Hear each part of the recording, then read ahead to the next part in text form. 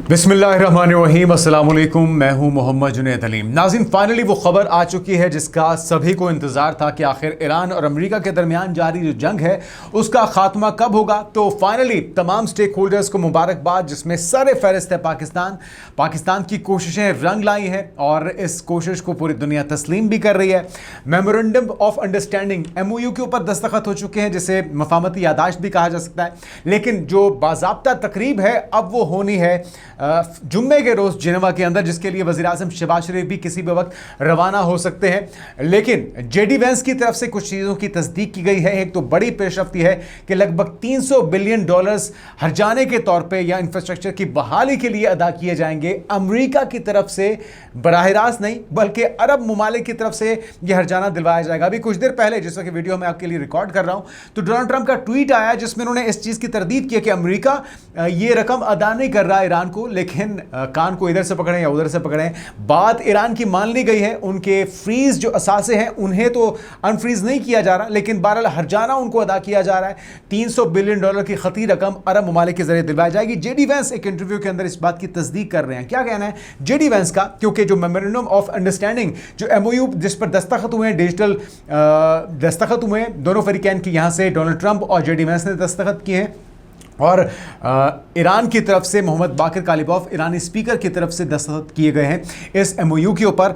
और अब आगे क्या होना है ये भी आपको बताया जाएगा, लेकिन उससे पहले आपको दिखाते हैं कि JD Vance की तरफ से क्या कहा जा रहा है। What we have said is again that if the Iranians are behaving like a normal country and if they make their country investable, then the Gulf Arab states are going to may decide to invest in that country, invest in their infrastructure, invest in their incredible resources. But I think it's important, not a single dime of that money comes from the United States, and in order for Iran to get that benefit, they have to show the Gulf Arab states that they're behaving like a normal country. Again, the whole concept of this deal is that if Iran acts like a normal country, their economic relationship, both with the region but the world, is going to be totally transformed. The President of the United States doesn't want just a deal on the nuclear, as much as that's a win for the American people. Yeah. He wants to see a transformed Middle East, which is what this deal will do so long as the Iranians comply. And if they don't, they won't get any of the benefits. तो नाज़रीन, कहा जा रहा है कि अगर अच्छे तरीके से बिहेव करता है, कुछ शराइत के साथ ये रकम दी जाएगी और इससे वाज़ेह होता है कि इस जंग का फातेह ईरान है। वरना जंग अज़ीम के अंदर जर्मनी को इस तरह से उनके शराइत मानते हुए हर्जाने अदा नहीं किए गए थे, या फिर अफ़गानिस्तान के ऊपर जब धावा बोला गया था, इराक के ऊपर जब धावा बोला गया था, या दीगर अरब ममालिक में आप बात कर लें, या फिर कहीं पे भी जहाँ जहाँ हमला किया, भी रिसेंट पास के अंदर वेनेज़ुएला के ऊपर भी जब धावा बोला अमेरिका ने, तो उनको हर्जाना अदा नहीं किया, बल्कि उनके ऊपर सैंक्शंस लगाई गई। और अगर देखा जाए तो एक तवील अरसे से जो रुकावटें थी, जो मसाइल थे ईरान के, हाँ उनका नुकसान भी हुआ है, उनके लीडरशिप को नुकसान पहुंचाया गया, उनका इंफ्रास्ट्रक्चर इसमें तबाह हुआ और उनकी तबाही भी बहुत हुई है। लेकिन दुनिया की सुपर पावर अपने से कई गुना छोटे मुल्क के ऊपर जारियत मुसल्लत करते हुए भी उसे शिकस्त नहीं दे सकी, उसे घुटनों पर नहीं ला सकी। आबना हुर्मुज़ को बल्कि ईरान ने बंद किए रखा। और अब डोनाल्ड ट्रंप की तरफ से कहा जा रहा है कि जी आबना हुर्मुज़ खुलने वाला है। और ताज़ा डेवलपमेंट ये है, जिस वक्त मैं खबर आपके साथ शेयर कर रहा हूँ, कि 3 जहाज़ तेल से भरे हुए ईरान के अमरीकी रॉकेट को गुजारते हुए, उसे अबूर करते हुए ईरान तक पहुंच गए हैं। तो ये एक बड़ी पेशरफ्त है। और अब डोनाल्ड ट्रंप की तरफ से भी कहा जा रहा है कि इसे खोला जाएगा, दुनिया को वो खुशखबरी सुना रहे हैं। स्टॉक मार्केट्स के अंदर, पाकिस्तान की स्टॉक मार्केट समेत दुनिया भर की स्टॉक मार्केट्स के अंदर इसके असरात आना शुरू हो चुके हैं मंडे से, यानी कि मार्केट के आगाज़ से ही, नए हफ्ते के आगाज़ से ही। और तेल की जो कीमतें हैं उसमें खातिर खा कमी देखी गई है। और हम ये तवक्को करते हैं कि जब जुम्मे को बाज़ाब्ता इस तकरीब का इनेकाद किया जाएगा तो फिर उसके मज़ीद असरात भी देखे जाएंगे। लेकिन बहुत ही हसास डोर से बंधी हुई है ये डील, ये MOU या ये अमन मुआहिदा, क्योंकि एक बहुत बड़ा स्पॉइलर, एक बहुत बड़ा तखरीबकार इजराइल की सूरत में इस खित्ते के अंदर मौजूद है, जिसकी ये ख्वाहिश है कि ये अमन मुआहिदा कभी भी मुस्तकिल अमन में या मुस्तकिल जंगबंदी में तब्दील ना हो। डोनाल्ड ट्रंप की तरफ से ये तो कहा जा रहा है कि ईरान की तरफ से यकीन दहारी कराई गई है कि जौहरी हथियार वो कभी नहीं रखेगा और वो यूरेनियम की अफजोदगी भी ख़त्म कर देगा और अफजुदा शुदा यूरेनियम है उसे भी ठिकाना लगाया जाएगा। ये सारी चीज़ें 6 महीने का जो सीज़ फायर हुआ है दोनों ममालिक के दरमियान, इसमें एक दूसरे को परखा जाएगा कि कौन कितना अपने वादे पर अमल दरामद कर रहा है, कौन अपने वादे की पासदारी कर रहा है। और IRGC की तरफ से भी कहा गया है कि अगर हमारी खुद मुख्तारी की, हमारी सलामती की खिलाफ खिलाफ वर्जी की गई, हम पर कोई हमला किया गया, तो फिर उसका भरपूर जवाब देने का हक हम महफूज रखते हैं। और ये शरारत जो है मुसलसल जिस तरह से माजी में भी मुख्तलिफ मुआहिदों को तोड़ने की सूरत में इजराइल की तरफ से की जाती रही है, ये कोशिश इस बार भी होगी। हमें पहरा देना होगा, पाकिस्तान को भी इसका पहरा देना होगा, तमाम अरब ममालिक को, तमाम स्टेक होल्डर्स को, तमाम फरीकैन को इसके ऊपर पहरा देना होगा, क्योंकि नेतन्याहू ये कभी नहीं चाहता। लेकिन बहरहाल एक चीज़ जिसका चर्चा है वो है हमारे फील्ड मार्शल आसिम मुनीर की इन काविशों का चर्चा कि किस तरह से बैक वक्त वो एक फ़ोन कॉल पर डोनाल्ड ट्रंप को फ़ोन कर सकते हैं, उनसे इस सूरत हाल के ऊपर गुफ्तगू कर सकते हैं, उन्हें अपने एतमाद में ले सकते हैं। और दूसरी तरफ जो ईरान का भाइयों वाला उनको एतमाद हासिल है, तो दुनिया में वो वाहिद शख्सियत हैं जिन्होंने इस तमाम स्नैरियो के अंदर बहुत ही कलीदी किरदार अदा किया, चाहे वो हमारे फील्ड मार्शल हो या हमारे वज़ीर आज़म शहबाज शरीफ हो। और ये चीज़ एक आंख नहीं भारी भारत को, क्योंकि भारत इस तमाम खेल के अंदर, इस तमाम जंग के अंदर सबसे बड़ा लूजर बन के सामने आया। जिस वक्त जंग शुरू हुई तो जंगी मशकों के अंदर शामिल ईरानी आबदोज को वापसी पर निशाना बनाया गया। उसके ऊपर बड़ी तनकीद हुई कि भाई आपने एक मेहमान को अपने घर बुलाया था, वापसी पर अमेरिका की तरफ से उसे निशाना बनाया जाता है, लेकिन आपके पानियों के अंदर उसे प्रोटेक्शन नहीं दी जाती। ईरानी आबदोज को या ईरानी जहाज़ को उन्होंने प्रोटेक्शन क्या देनी थी? इन्होंने तो अपने जो सेलर्स थे, अपने जो शहरी थे, अपने जो नेशनल्स थे, उन्हें बचाने में भी कोई एफर्ट अपनी नहीं लगाई। और हमने देखा कि 3 जो भारतीय मारे गए हैं अमरीकी हमले के नतीजे में, उसके ऊपर बड़ी लेदे हो रही है, उसके ऊपर बड़ी तनकीद हो रही है। जनरल बख्शी की तरफ से अब बड़ी बद्दुआएं दी जा रही हैं अमेरिका को, और जयशंकर की तरफ से ट्वीट करके कहा तो गया कि जी मैंने मार्को रूबियो से बात की है, एहतजाज रिकॉर्ड करवाया है। और उसका जवाब बजाय इसके कि अमेरिका सॉरी बोलता, अमेरिका ने ज़्यादा सख्ती से जवाब दिया कि जो वायलेशन करेगा ब्लॉकेड की उसे सज़ा का सामना करना पड़ेगा, जिसके ऊपर बड़ी शदीद तनकीद हो रही है कांग्रेस की तरफ से।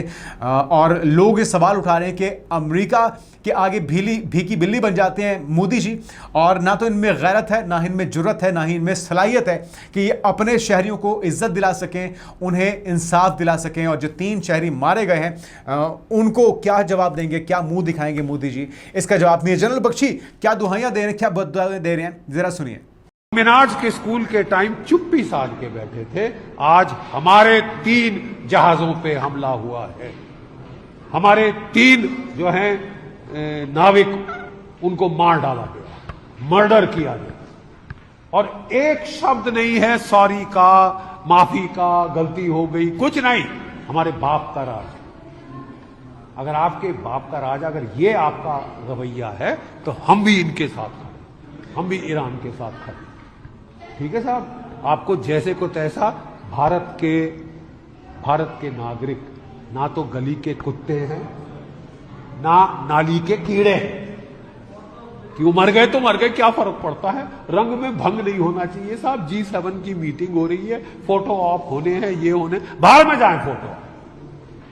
हमारे 3 घरों में मातम मन रहा है। तो बख्शी जी कहते हैं कि ना तो भारतीय नाली के कीड़े हैं, ना गली के कुत्ते हैं, लेकिन अमेरिका ने बता दिया कि ये क्या है और उनकी नज़र में इनकी क्या अहमियत है। और अब ये भी बड़ा एक शिद्दत के साथ एक डिप्रेशन कह लीजिए, फ्रस्ट्रेशन कह लीजिए, या अफसोस कह लीजिए कि कैफियत में भारतीय पाए जाते हैं कि काश जो किरदार पाकिस्तान ने अदा किया है वो भारत अदा कर सकता, क्योंकि भारत के ईरान के साथ भी अच्छे ताल्लुकात थे, इजराइल के साथ भी अच्छे ताल्लुकात थे, लेकिन ऐसा वो कर नहीं सके, क्योंकि जिस वक्त ये जंग शुरू हुई तो मोदी जी हार पहना रहे थे नेतन्याहू को, या हार उनसे मेडल्स पहनाए जा रहे थे, या गले मिला जा रहा था, एक दूसरे को शीर शक्कर हुआ जा रहा था। तो पूरी दुनिया जानती है कि मोदी जी का इसमें किरदार क्या है, दोगला किरदार। जासूस पकड़े गए भारत के, जासूसी करते हुए, और ईरान के ख़िलाफ़ ये सारा जो खेल या जाल बिछाया गया है, किस तरह से चाबहार पोर्ट से उन्हें बेदखल किया गया, ये भी किसी से ढका छुपा नहीं है। तो बहरहाल अब इनको अपने किए पर पछतावा हो रहा है, लेकिन ट्रेन छूट चुकी है और बहुत देर हो चुकी है। अब इनके पास वक्त नहीं बचा, क्योंकि ये इर्रेलेवेंट हैं। अगर इनका कोई किरदार है तो एक लूज़र का किरदार है, जिसके हाथ में कुछ भी नहीं है सिवाय इसके कि उसके मुँह पर आते जाते हुए अमेरिका थप्पड़ रसीद कर देता है।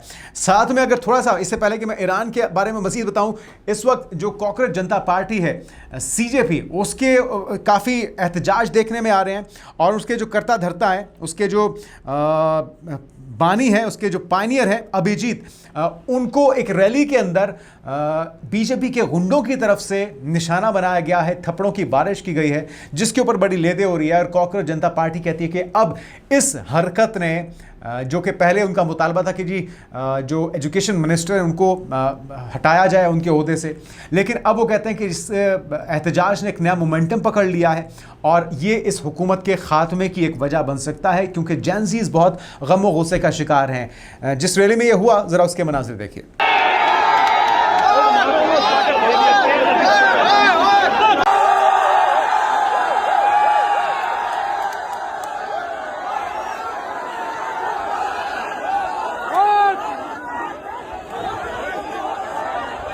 तो CJP के जो कारकुनान हैं उनका कहना है कि ताकत और बदमाशी के बलबूते पर आप इस एहतजाज को, आप जेनज़ीज़ को दबा नहीं सकते, बल्कि ये पहले से ज़्यादा शिद्दत के साथ मोमेंटम पकड़ेगा।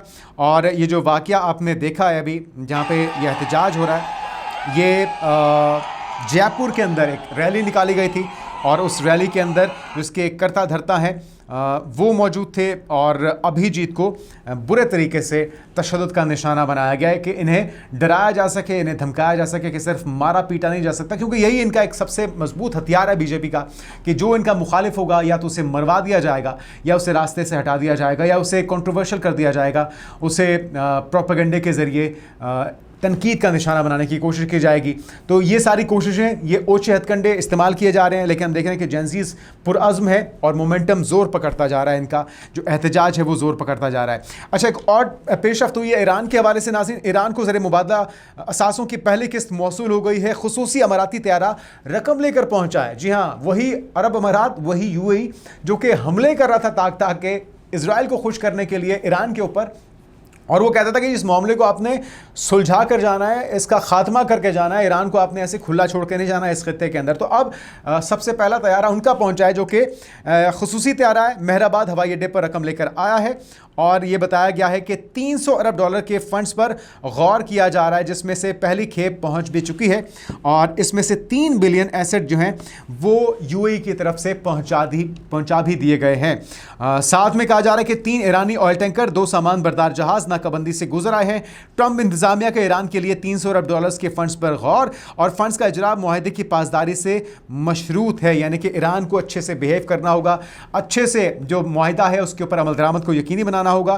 तो ये सारी चीज़ें उनको वक्त के साथ साथ मिलती जाएंगी। तो नाज़रीन, ये एक अच्छी पेशरफ्त है, मुआहदा हो चुका है, पाकिस्तान का इसमें तज़किरा बार बार किया जा रहा है और शायद जो मुआहदा तय पाए उसके अंदर भी इस्लामाबाद डिक्लेरेशन का जिक्र हो। तो ये तारीख का एक हिस्सा बनने जा रहा है, पाकिस्तान के लिए एक बेहतरीन और गोल्डन अपॉर्चुनिटी है। इसको पाकिस्तान ना सिर्फ इस खित्ते में अमन के लिए बल्कि अपने मफाद के लिए भी, अपनी इकॉनमी को, अपने किरदार को और अपनी जो हैसियत है उसको बेहतर बनाने के लिए इस्तेमाल कर सकता है। लेकिन हमें मुसलसल ये देखना होगा कि इजराइल किस तरह से इस मुआहदे को तबाह करने की कोशिश करता है। लुबनान के अंदर कहा जा रहा है, अब भी खबरें हैं कि वहाँ पर तखरीबकारी हो रही है, वहाँ पर मासूम शहरियों को निशाना बनाया जा रहा है। एक रिपोर्टर जो कि अपनी फ़राइज़ की अंजामदही के लिए मौजूद था फील्ड के अंदर, उसके ड्रेस के ऊपर, उसके माइक के ऊपर वाज़ेह तौर पर प्रेस लिखा हुआ था, फिर भी एक ड्रोन के ज़रिए, इजरायली ड्रोन के ज़रिए उसे निशाना बनाया गया है और उसे ज़ख्मी किया गया है। ज़रा विजुअल्स देखिए। There is the Israelis did try to destroy the entire area. तो नाज़रीन, यही हिकमत अमली है। ये सहाफ़ी इस वक्त अस्पताल में ज़ेर इलाज है, इसके सीने और टांगों पर ज़ख्म के निशानात हैं और इसका इलाज किया जा रहा है, क्योंकि जेनोसाइड की जो मज़मूम कोशिशें हैं, चाहे वो लबनान के अंदर हो, गज़ा के अंदर हो या फिर ईरान के अंदर हो, मुसलसल इजराइल की ये जंगी जराइम की कोशिशें पहले भी जारी रही थी, आगे भी जारी रह सकती हैं, क्योंकि उसने अपनी जारियत तो बंद नहीं करनी, लेकिन जो उसे रिपोर्ट करेगा उसकी ज़ुबान या उसकी ज़िंदगी ख़त्म करने की ये कोशिशें जारी रखता रखता है और आगे भी रखेगा। यही इनकी स्ट्रेटजी है, यही इनकी आइडियोलॉजी है और इसी पर मोदी सरकार भी अमल पैरा है। तो हमें यह ख्याल रखना होगा कि अमेरिका कहीं मिड टर्म इलेक्शन गुजारने के बाद दोबारा से इजराइल के कहने में आकर ईरान पर धावा ना बोल दे। 6 महीने का वक्त बहुत ही अहम होगा और इनमें तमाम फ़रीक़ैन को, जो भी स्टेक होल्डर्स हैं, लेकिन अभी आपको यह भी याद रखना होगा कि इस मुआहदे का हिस्सा इजराइल नहीं है, तो उसके ऊपर किसी किस्म की कोई पाबंदी भी लागू नहीं होती और वो मुसलसल इसको तखरीबकारी के ज़रिए ख़राब करने की कोशिश करेगा। तो 6 महीने का टाइम पीरियड बहुत ही अहम है, इसमें कोई और तखरीबकारी ना हो जाए। तमाम स्टेक होल्डर्स को इसको यकीनी बनाने के लिए अमेरिका पर दबाव बनाए रखना होगा। आने वाले दिनों की पेशरफ से आपको आगाह करते रहेंगे। अपना ख्याल रखिएगा। अल्लाह हाफ़िज़।